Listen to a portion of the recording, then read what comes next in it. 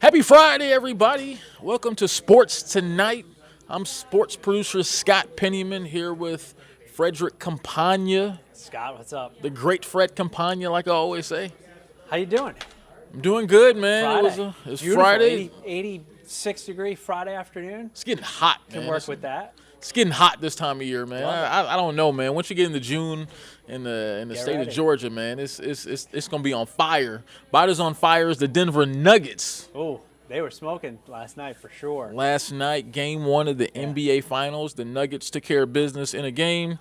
The final score was not really indicative of how thoroughly outplayed So the Miami Heat were I in that mentioned game. my parting thought, my what's on my mind from yesterday was about Yeah. ratings. Yeah, Last night's game, not going to help ratings because it was never close. Yeah. Right. It was quick too. Right? Is tip off changed? It was one of those. 8:30. It was 8:30 yesterday. It was over by 10:40. Yeah, I think mean- historically they would tip off around 9. I think for a lot of the games. So I Right, guess but a little bit even early. the 8:30, 8:40 tip-off, with the Eastern Conference Finals, those games were going until about 11 or even shortly true. after. This one was over and done with. There weren't a lot of timeouts at the end of the game. Wasn't really reason to call them, No. I guess. And it's almost as if Spo told the guys ahead of time, look, we're tired. We've been doing a lot of, had a tough series with Boston. Yep. Traveled out here, still getting acclimated. Just play hard. If we win, we win. If we don't, we don't. We just need a split.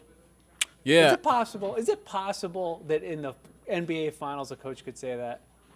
Probably not. No. Of course. I mean, I'm sure Spo, with the competitor he is, I don't know. they came in wanting to win the game, but I think he understood where his team was at. They just finished an emotional 7-game series Yeah. against the Celtics.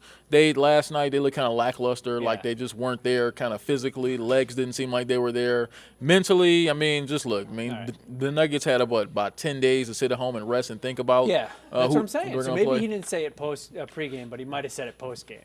Look, Let's just rest up. We'll get game 2, and we accomplished what we set out to do coming to Denver. Get the split, take the home court, and go back to Miami. you make that sound so easy, Oh, it's probably not going to happen. Although it did seem, I don't know if it was really garbage time. There was one tiny little Miami run at the start of the fourth Yeah. that brought it down to like 10 points. It was like And 8-0 didn't real last quick. for long, but Yeah, I mean, look. maybe they figured out something. I don't know. It was the numbers. It wasn't just Joker and Murray. No. It was multiple 5 guys I think were in double figures for the Nuggets. Right. So they spread the wealth. Yeah, and look, that's what the Nuggets do. I mean, when the Nuggets, how they play the game of basketball, I mean, just to show how dominant they were, Yeah. I think Jokic had like 6 points at halftime or something like that. It was some low number he had at halftime. But when you were just watching the basketball game, he dominated the first half. He Yeah. dominated without even scoring a lot of Right. points, just because he was able to get double teamed, get triple teamed, find teammates for open shots, Yep. give teammates layups, give teammates open threes. I mean, he can just it's so rare to see a NBA player or a basketball player at any level Yeah. that can dominate the game like that without even scoring points. And then, oh, by the way, he can go get his points when he wants to as well. I mean, what we're seeing right now from that display from Nikola Jokic, I think is going to be, we're going to look back and go, wow, this was his arrival. I mean, he's been playing for some years. He won some MVPs before this year. Yeah. But on this big time stage, that's when that's kind of when your reputation is made. I mean, he's going off. Magic, like Magic Johnson-esque. I mean, think of like what other players could because there were Westbrook would get his stats, but it didn't feel the same. He'd get his triple Very doubles, true. but it never really felt like you said. Like a Jokic, it's just like he's controlling the game. It's Right. at his pace. He's dictating what's happening out there.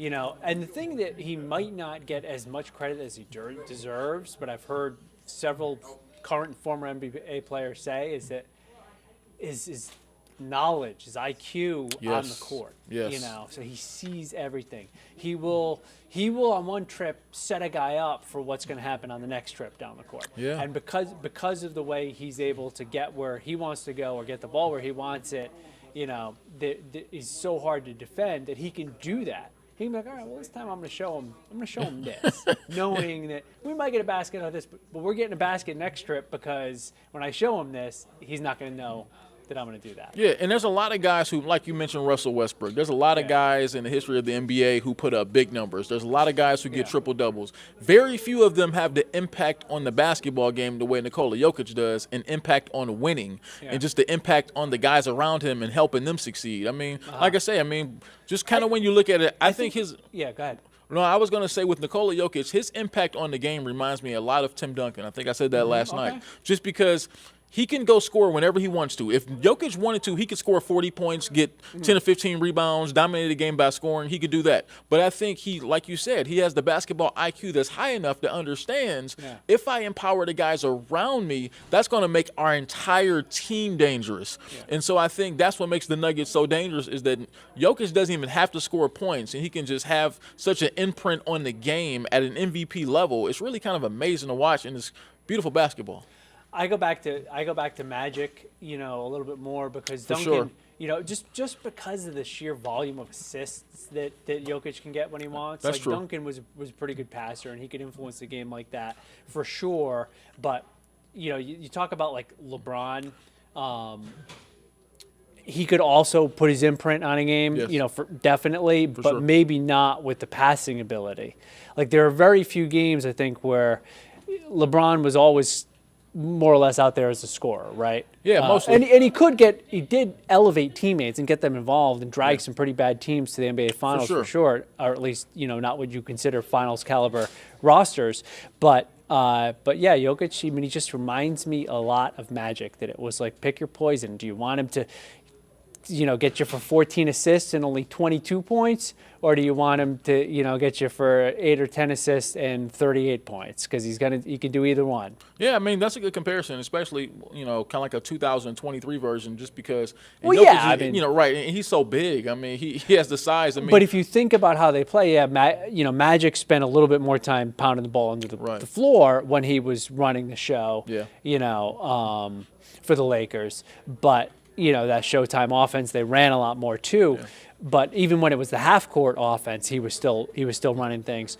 Jokic, he might not be putting it on the floor as much unless he turns his back to the basket. But for the most part, he just needs to hold it. Yeah. It's amazing what a guy could do literally just by holding the ball to see what's going on out there. So Miami's got a lot to figure out. Bam had a good game offensively. I think a lot of people, particularly Celtics fans, were probably quite annoyed because we spent the entire Eastern Conference Finals saying, Caleb Martin, Max Strus, Duncan Robinson, really? And then those guys last night, 2 for 23. Yeah. Including 0 of 10 for Max Strus. Yeah. So those guys, we kept, I say as Celtics fans, kept saying, all right, these guys are going to come back to the mean at some point. They're gonna, and they never really did in the Eastern Conference Finals. Well, last night they did. They went back and then at least some. For one game. Yeah, for one game, but it was a bad game for sure. And just kind of like my final point. Bam Adebayo may have had his best game of the playoffs so far yesterday. Offensively, for sure. Offensively, he was outstanding, and still that wasn't anywhere near enough. So, yeah, if you look at Miami, last night was not the formula if they were going to be successful. They're going to look. I'm not counting them on the series. I still think they have an opportunity to win the series, and I'm not going to downplay their ability to be able to fight hard and get back in the series. But they have an uphill climb for sure. And if there's a team out there in the playoffs that can kind of look disinterested as much as you can in the NBA Finals game, I guess, or just look like they have no chance and then come back and win the second game, it's probably Miami. Not disinterested. Huh? Well, you know what I mean. I mean, just like, in a way, it was like, well, they never really gave him anything. They never made a run. Spoelstra didn't go out of his way to try to use timeouts in the fourth or anything to claw back into it. They were just kind of like, all right, we're not winning this game. So I'll tell you what. Let's we'll see how that unfolds on Sunday, over the weekend, and I'm sure we'll have an opportunity to talk about that more next week. Well, let's hop to some more NBA. So Trae Young yesterday on his podcast. Talked about his relationship with former Hawks head coach Nate McMillan. There's always a lot of speculation that their relationship was always rocky, and that was part of the reason what helped drive Nate McMillan out. But Trae Young, I guess in a way to clear the air, said, look, We had no problem. I had no problem with Coach Nate. You can't really go that far as they went to the Eastern Conference Finals a few years ago if coach and point guard are not on the same page. Everyone else that thought things were kind of crazy. I know there's a lot of talk out there, but simmer that down. Me and Coach were fine. Are you buying that? Well, what else is he going to say? Right. You know, he's 24 years old. He's got a long time left in his NBA career. Yeah. Nate McMillan's been around for a long time and knows a lot of people in NBA circles. So is there any upside at all for Trae to say anything besides that? No. You know, or anything that would be like, well, you know, after a while, couldn't stand the guy. hearing Coach Nate, you know, grind on us and yell at us, you know, daily and just being such a hard ass, which is, you know, what he did. But it's that type of coach, you know. Right. That's what kind of guy he is. And there does reach a point where that message becomes harder and harder to get across when that's your method. But yeah, so I would expect him to have said that, you know, and they probably do have a decent relationship, you know, but I do think for an organization, for the Hawks, it might have been time to get a different voice in there. And I think that they made a great hire with Quinn Snyder. Right. But, yeah, and I think though too, you know, I remember Larry Bird saying a few years ago when he was an Indiana coach in there, and he got out of there after you know, a certain amount of years, and Larry Bird said, "Look, I think 3 or 4 years is pretty much the maximum for most head coaches to be able to maintain their, you know, for the team to be able to continue to listen to them. And after about 3 or 4 years, players start to tune you out because the message gets old and you've kind of run through all your speeches. So, look, I don't even look at it as being a terrible thing. I mean, maybe Coach Nate and Trae got along. Maybe they didn't. But I just think that, especially in the NBA, and we've seen it this offseason, I mean, Coach Mike Budenholzer 2 seasons ago, NBA championship coach with the Milwaukee Bucks, out of a job 2 years later. I mean, that's just the nature of the beast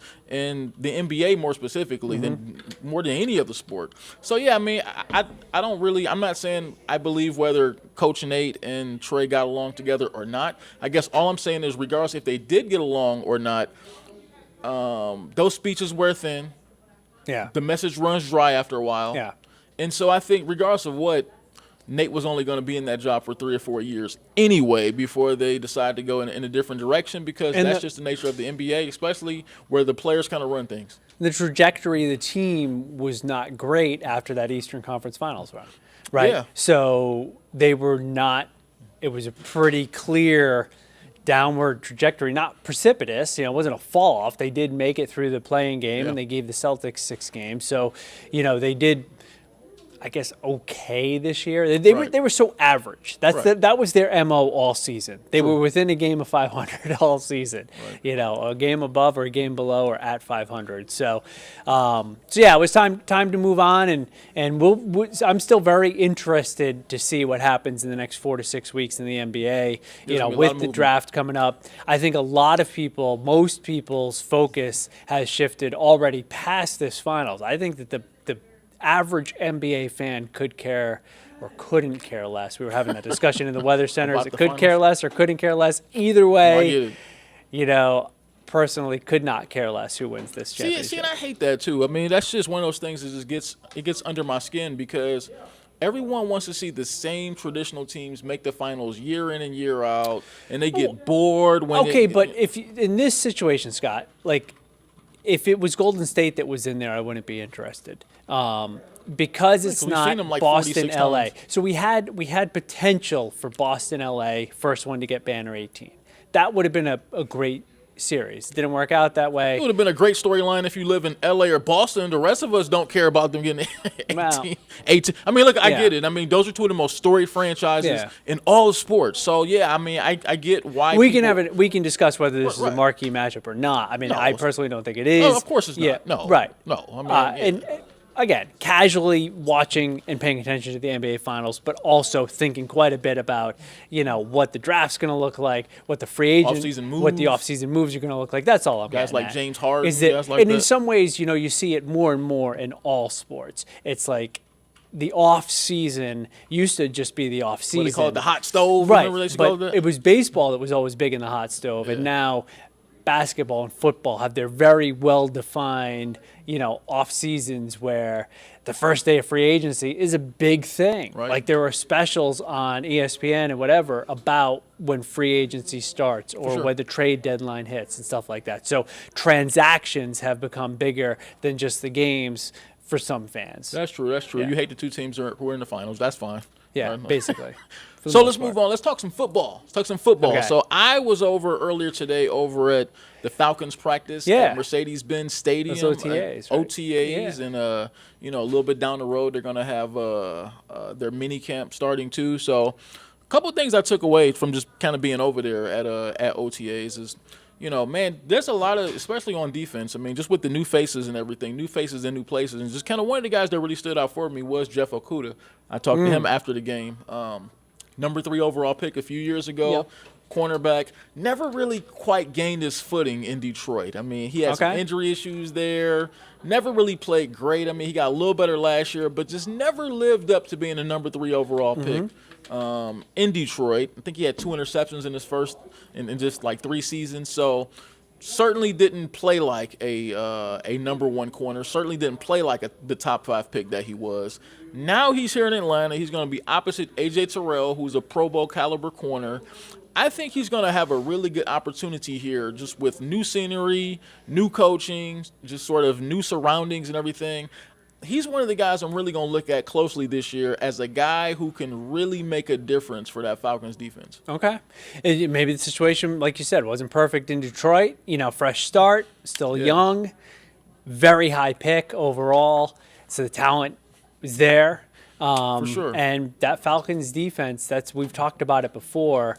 Expect them to be considerably better, than they were last year when they were definitely a weakness for the team. So, that's anything else stand out to you over there? I mean, just like you got Grady Jarrett, who was back, talked to him after the game, and he's the old veteran there. He seems really excited just as well, too. He sees look, on both sides of the ball, we did a lot of things in offseason. I mean, getting Jesse Bates, that's the one who they seem most excited about. I mean, he was with the Bengals. Yeah, he's very good safety. Exactly. Excellent, very excellent good safety. That was a huge signing for them. Yeah, it really was. So, yeah, no doubt that Grady Jarrett would be re-energized. He's got some dudes around him now. Yeah, he seems re-energized, and then, obviously there's the excitement about Desmond Ridder, a quarterback, and I would say more excitement for the weapons around him. Like a lot of the players were like, yeah, I mean, Bijan, man, he's going to be, we see him in practice. He's going to be really good. I mean, you just see, I think the words that Grady Jarrett used to explain was, he was like, I've been around this game for a while, and it doesn't take me a while to really see when a dude is different. I think that's what he said. He was like, really? All right. When you look at Bijan Robinson, you can tell that dude is different. Okay, that's awesome. Yeah.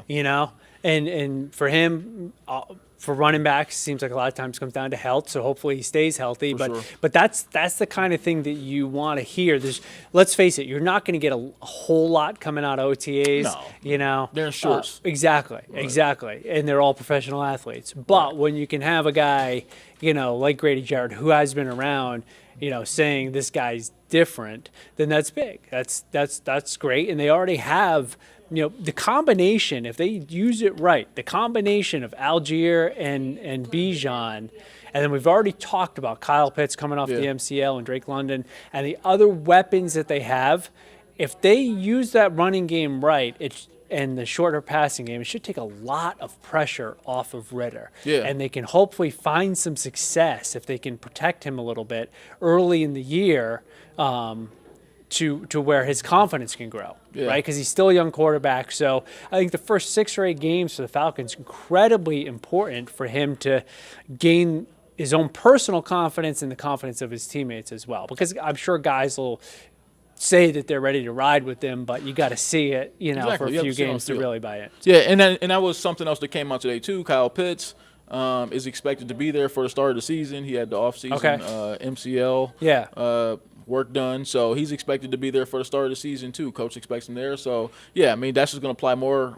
firepower to that offense. But I just think defensively, which, is really good. They have the ability to be really good in that secondary. I mean, just like I say, just getting Jesse Bates and Jeff Okudah. He's going to be one of those guys who I'm going to keep a really good eye on. And it's not only because he's an Ohio State Buckeye. I'm not, obviously a Buckeye fan, but he seems like a really good dude, and I really want him to do well. Yeah. Well, I'm excited to see that defense. As excited as I am to see, Bijan and see what Ritter's been able to do, I think the defense has the potential to help carry that team to possibly a division championship, division title.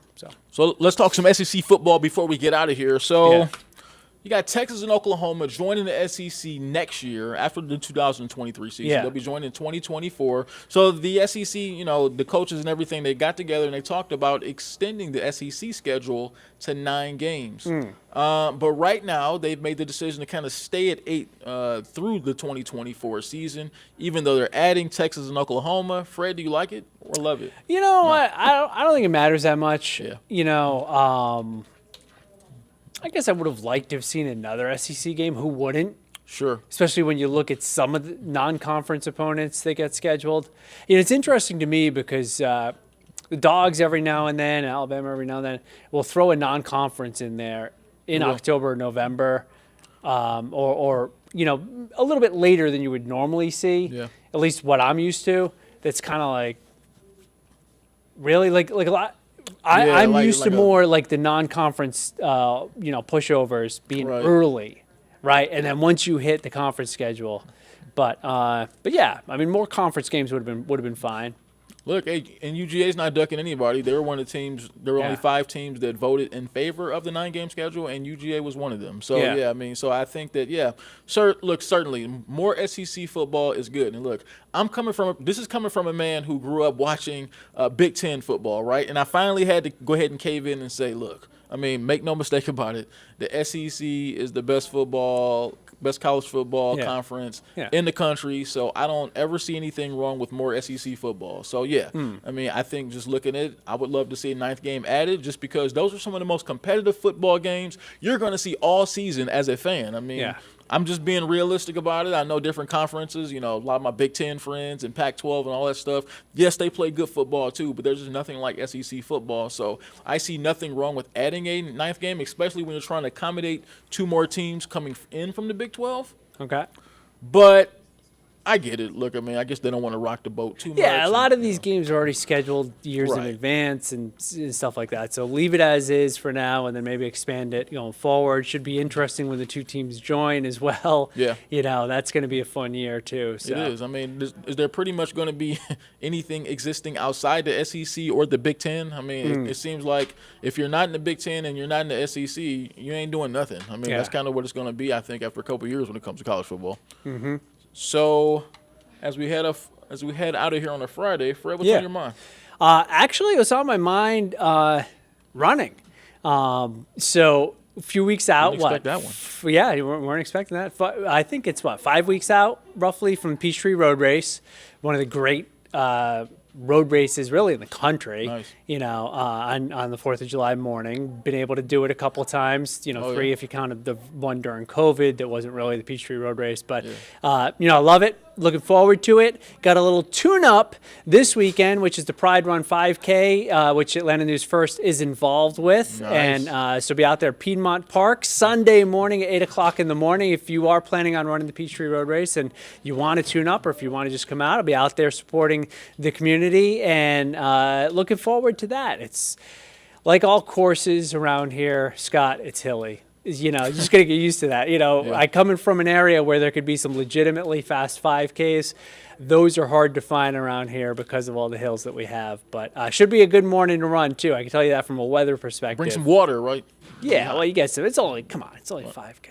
Okay. That's done with that. No time, No time for water, no. Yeah. So one of the things on my mind is yesterday news came out where NBA commissioner was going to sort of push back the news of any sort of action against Ja Morant, obviously for his Twitter videos with guns and everything. And so I think for me as a basketball fan, I think that's going to – I'm glad I think it's very strategic that they're waiting to after the NBA Finals, but I think that It's going to be very interesting once that news hits of exactly how long they decide, if indeed they do decide to suspend Ja Morant, how long it's going to be, what sort of an impact that's going to have. I think you're going to have a lot of different points of views coming out. So I think as soon as the NBA Finals ends, I think, and like I said, that's probably very strategic too, right? Because that's going to keep the NBA right in the news cycle for a little bit longer. I'll keep it in the news cycle and probably don't want to drop it now. Keep the focus on the finals for now. For sure. You want to keep the focus there. But I think whatever they decide and however long they decide to suspend him is going to draw strong reactions from a lot of different sides.